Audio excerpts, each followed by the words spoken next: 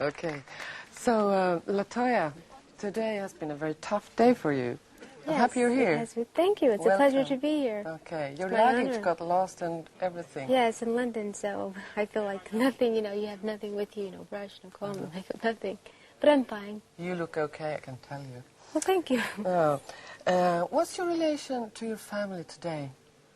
Well, my parents, of course, are denying it, and they're embarrassed and ashamed of what went on, actually, in the family. But my brothers and sisters, they won't say yes and they won't say no. They're still in the denial stage, so that's very understandable. But are you friends with them? There. Yes, yes. We're talking about something that the whole audience doesn't know about, but you have written a book about what happened behind the scenes of the happy and successful Jackson family. What happened? Yes, basically what I did actually was I wrote a book about a story about a family who was abused. And the family happened to be the Jackson family, a very famous family, because I think it's very important to address this issue of abuse and try and put a stop to it. That's basically what the book is basically about, and what went on in our family. And so much when I was a very abusive family. What happened actually? Well, there were many types of abuse there. There was physical, emotional, and also sexual abuse. And did your father beat you up actually? well, he would beat everyone. How old were you Everyone. when he beat you up the first time? He never stopped. The first time my father ever did anything to me, ever hit me, beat me, was when I was about, I was in the first grade, actually. It was And why did he beat It was you the up? first grade. Because of my report card. Wasn't good enough? It wasn't good enough for him. The comment that the teacher made, the teacher said I didn't speak in school. And I didn't speak in school because there was so much abuse around the house. I was afraid. I was afraid to say the wrong thing. So I didn't know you didn't take it out of the house and take it to school. So as if I didn't speak in school at all because of that. But he was just a very violent person. He would take guns and hold it to our heads, pull the trigger, and laugh and think nothing of it. And laugh? Yes, laugh constantly. Did he actually enjoy He enjoyed hurting doing you? it. And Yes. I think he found pleasure in it. And how did your mother react? She allowed him to do these things. There were times when she would say, "No, Joe, no. What if there's a bullet in the gun?" He goes, "Kate, I know what I'm doing," because he's a collector of guns. And he would always just pull it to your head and pull the trigger constantly. He would do this all the time, and he would take matches and burn our toes with it while we were asleep. And you wake up and your toes are burning. You feel the sensation of burning fire on your toes, and you can't do anything about it because he's your father and you're afraid that he's going to hit you if you say no, stop, or whatever.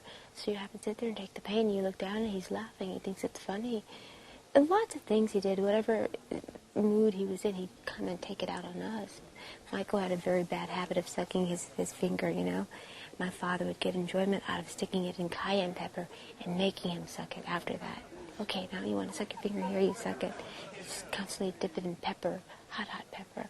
But how come all these horrible things happened and still you could smile, you could act, you were 9 kids, you were the Jackson 5 famous, happy. How did it go together? That's why I call it a life of a lie that we all lived, because our parents always told us to smile for the camera and pretend as if nothing was wrong. And in America, as you all know, we were sort of like quoted as the perfect image of an all-American family. And so we had to live up to that reputation no matter what. And we couldn't let people know that there was so much pain and so much torment and brutality that went on behind the scenes. We all kept it quiet. We all denied it. We never spoke about it. How come you had the courage to speak about it at last? Because I couldn't deal with it any longer. After a while, it begins to, I think, get to your system and eats to you, and you have to speak out. You have to say something. I think when you've been sexually abused, this is something that you think about constantly. You can never take it out of your mind. Were Never, you ever. sexually abused Yes, too? I was. Yes, as well as my sister. And it's something you don't forget. You try to forget it. But the abuse continued. It never stopped. It stopped when I left home, of course. Did no one ever fight back? No. Michael did when he was very, very young, but I think when he got old enough to understand you're not supposed to fight back, that's when he stopped.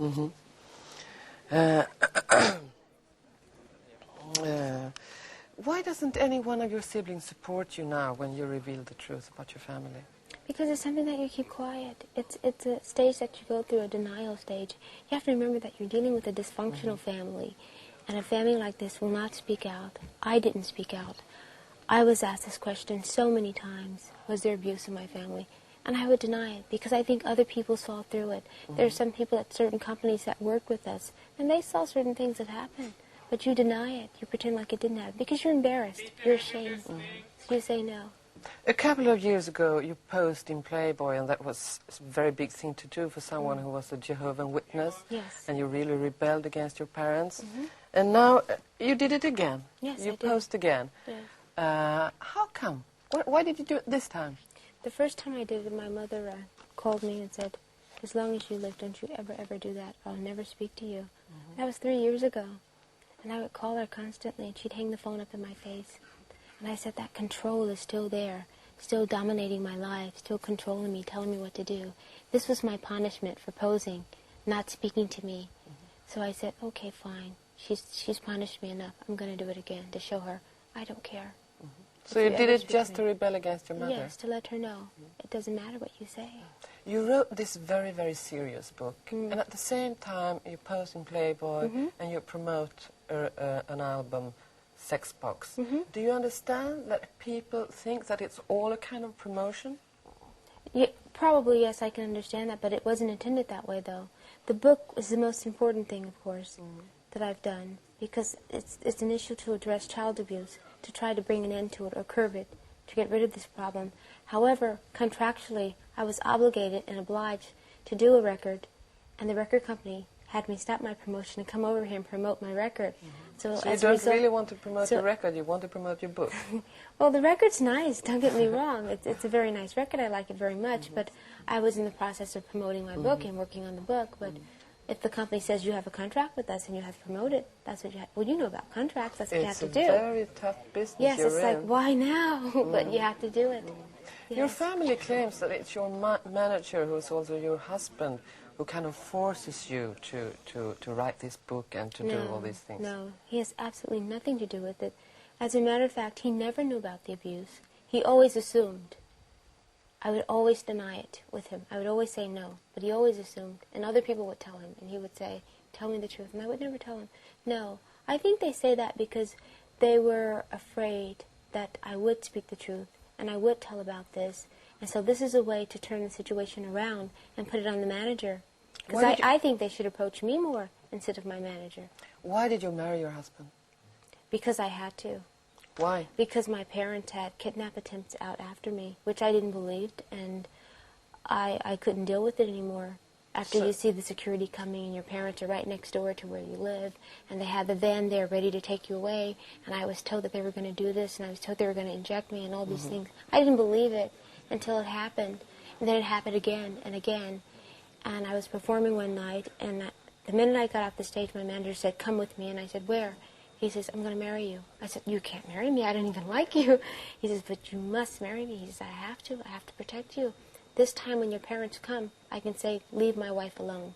This is my wife. You can't touch her. So that's why you're married. When I read the book, I got the impression that you're still a virgin. Are you? That's so personal, isn't it? Well, it's a very, very personal book you've written. But this book is addressed to people who've been abused. But that's a very personal subject. It's something that I don't care to talk about because of my life in the past.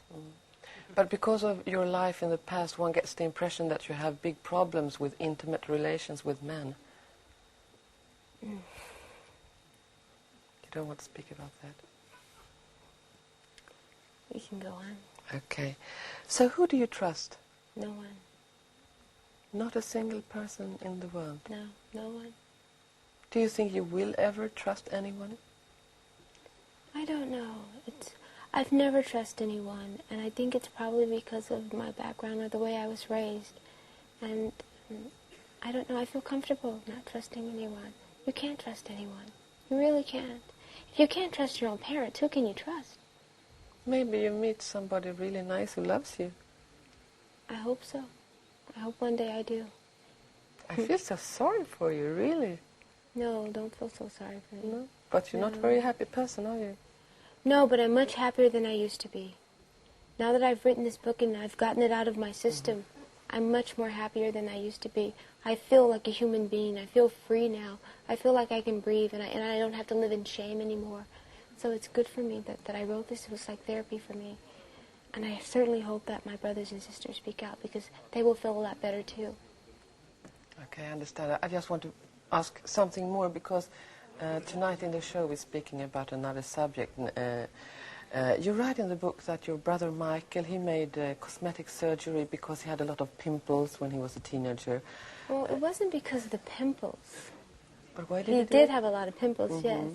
But my father would always tease him about his nose. He would always, it wasn't so much a tease, he would always just aggravate him and say, your nose is so big and it's so ugly, and look at it. Oh, it's disgusting, I can't look at you. Turn away from me. He would tell him this. And Michael was embarrassed and ashamed of it. So he had his nose done.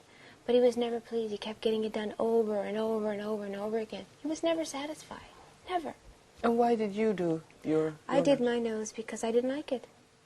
Simply Why because I didn't you like it? I think you were so pretty before. I didn't like it, so I changed it. And I don't see anything wrong with it. I'm a very open person. If I don't like something, I change it. And I didn't like my nose, so I changed it. Okay. Did you change anything else? Just my nose. Yes. Do you think that people in your business today, in show business, kind of have to do cosmetic surgery? They don't have to. I think they do it because they want to. I think basically everybody I know in this business has done it.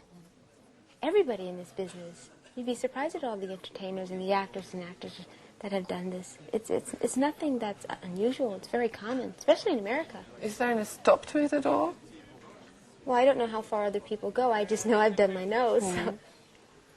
Okay, so what about the future?